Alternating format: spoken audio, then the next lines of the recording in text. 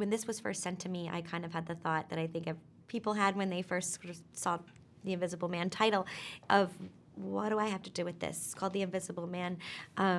Yet they're telling me I'm the lead character, so how does that work? Am I invisible? And then I read it, and I realized that it was this not only incredibly scary, entertaining, nail-biting thriller, but it had this incredible character piece at the heart of it. This woman who is being terrorized, and that Lee Wanell, our writer-director, had used this Invisible Man monster as an analogy for gaslighting, and I just thought that was so interesting.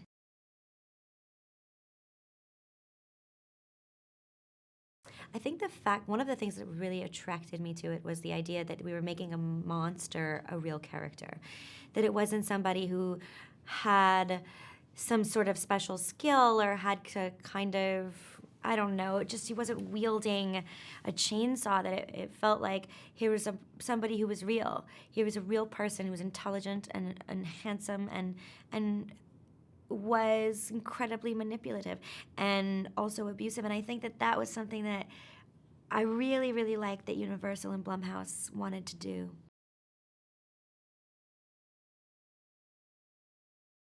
Yeah, one of the things Lee and I talked about when we first talked was we were like, we really need this movie to be scary.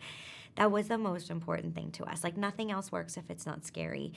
And we had so much fun figuring out what was the scariest thing to do.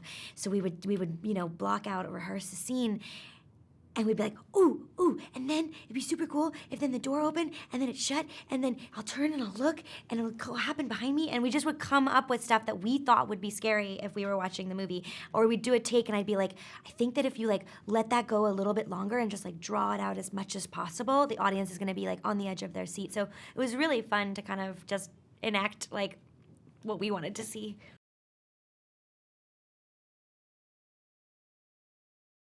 One of the things that we discussed, Lee and I, was as if she was going to end up at the end being a strong character that we could kind of look up to or identify with. I really wanted her to start out as weak and vulnerable as possible. I played a lot of strong women, and I think it's important to remember that we can also be vulnerable, and we can be intelligent but also make the wrong choices. And that was that quote-unquote weakness, that vulnerability, that timidness that she has in the beginning, I think was just as important as getting to the strong place at the end.